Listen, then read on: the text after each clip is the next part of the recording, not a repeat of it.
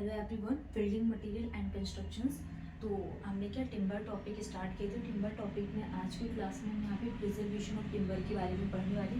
Previous class में हमने यहाँ पे सोइंग टॉपिक को कंप्लीट किया था और सोइंग में जनरली हमने क्या क्या पढ़ लिया एंड बिल्डिंग मटेरियल में लगभग हमारे क्या जैसे हमने स्टार्ट किया था। सबसे फर्स्ट नंबर पे हमने क्या है टिम्बर में बेसिक इंफॉर्मेशंस के बारे में डिस्कस किया था।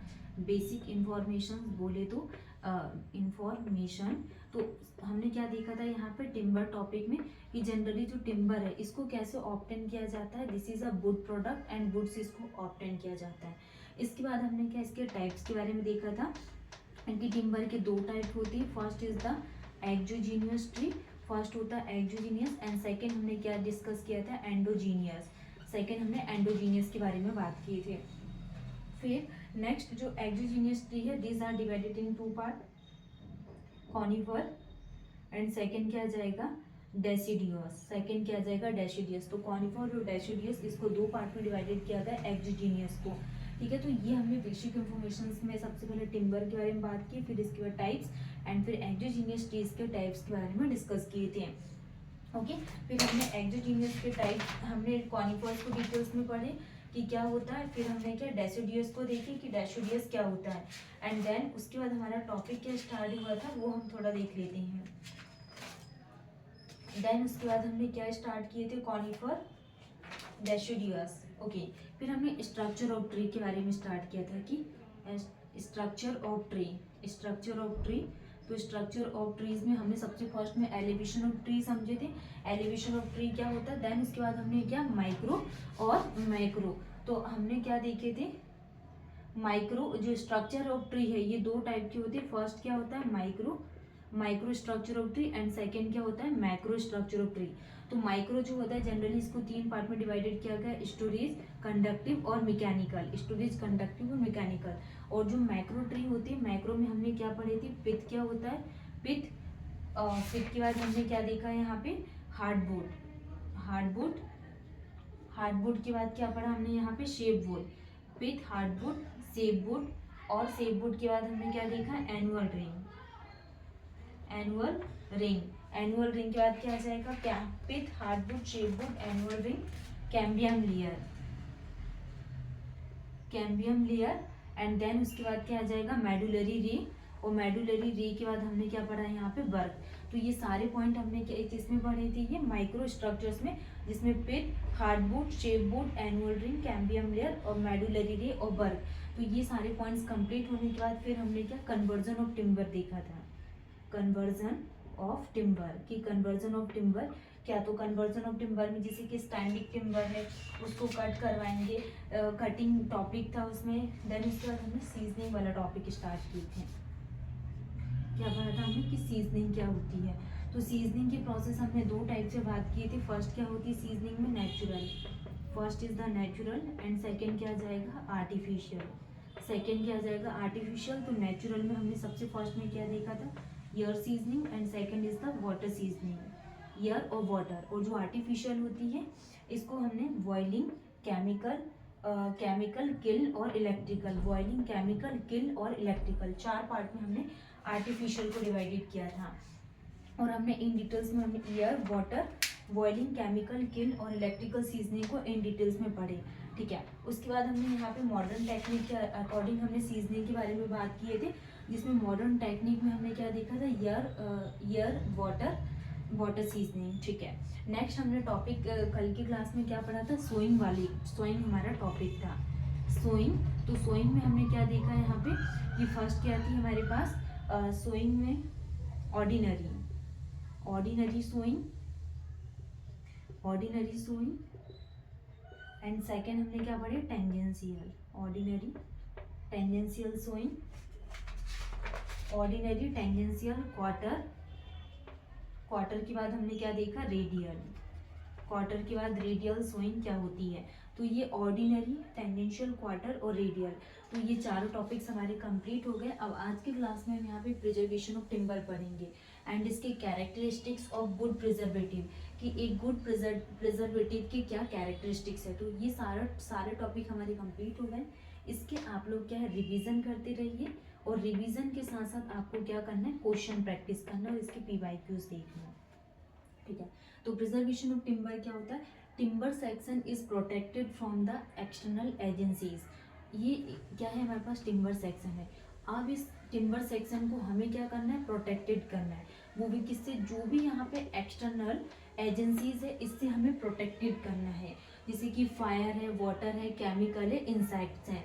इन सब चीज़ों से हमें क्या है? टिम्बर सेक्शन को प्रोटेक्टेड करना है। तो timber section is protected from the external agencies, fire, water, chemical और इंसेक्ट्स।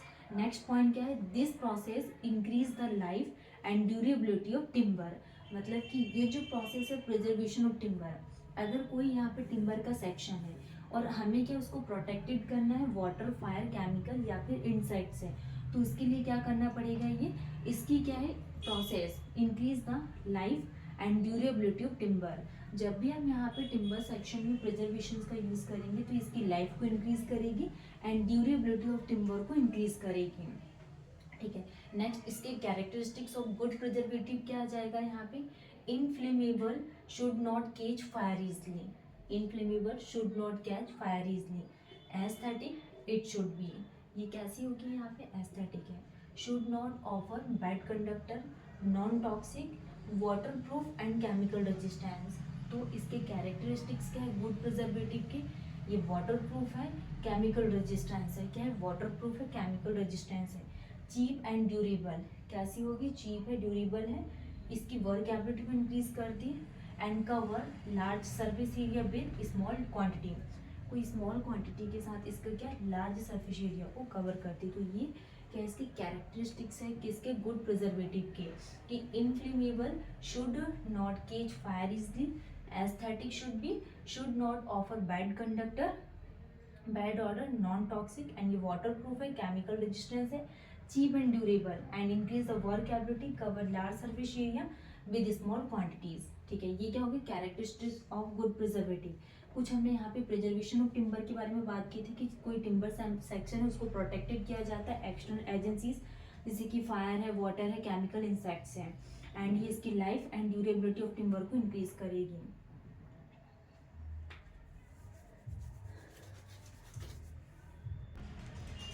तो क्या टिम्बर टॉपिक में हमने क्या देखा यार? Preservation of timber. तो प्रिजर्वेशन ऑफ टिम्बर में हमने टिम्बर सेक्शन के बारे में बात की थी कि timber section is protected from the external agencies, fire है, वाटर है, केमिकल, इंसेक्ट्स है, एंड द प्रोसेस ये क्या करती? इंक्रीज करती लाइफ को एंड ड्यूरेबिलिटी ऑफ टिम्बर। ठीक है। फिर हमने कैरेक्टरिस्टिक देखा कि इनफ्लेमेबल होती है, should be offer bad conductors and cheap and durable, workability को इंक्रीज करती है। ओके। नेक्स्ट हमने क्या प्रीवियस क्लास में कुछ पॉइंट्स इंपॉर्टेंट पॉइंट थे एग्जाम के पॉइंट ऑफ व्यू से, उनके बारे में हम डिस्कस कर लेते हैं। मोस्ट इंपॉर्टेंट चीज़ जो भी हम यहाँ पे क्लास में पढ़ रहे हैं एक एक टॉपिक को कवर कर रहे हैं। जैसे कि प्रीवियस क्लास में हमने क्या देखा था? सोइंग एंड सोइंग के टाइप्स को कवर किया था कि जनरली ऑर्डिनरी सोइंग क्या होती, टेंजेंशियल सोइंग क्या होती, रेडियल सोइंग क्या होती, क्वार्टर सोइंग क्या होती थी।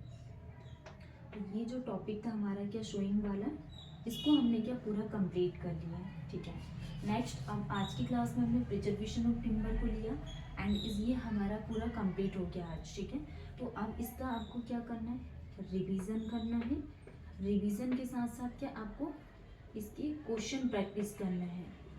क्या करना है? क्वेश्चन प्रैक्टिस करना है, प्लस इसके प्रीवाइक्यू आपको सॉल्व करना है, जो आपके एग्जाम में क्या है काफ़ी ज़्यादा हेल्पफुल रहेगा। ठीक है। तो ये चीज़ें हैं जैसे कि हमने क्या डिस्कस किया था, specific gravity, specific gravity of would. Would की स्पेसिफिक ग्रेविटी क्या होती है? इस तरीके से कुछ क्वेश्चंस आपके एग्जाम में पूछ लेते हैं कि स्पेसिफिक ग्रेविटी ऑफ वुड कितनी होती है? 1.54। वुड की स्पेसिफिक ग्रेविटी कितनी होती है? 1.54। नेक्स्ट हमने क्या देखा था? Weight of timber section should be noted.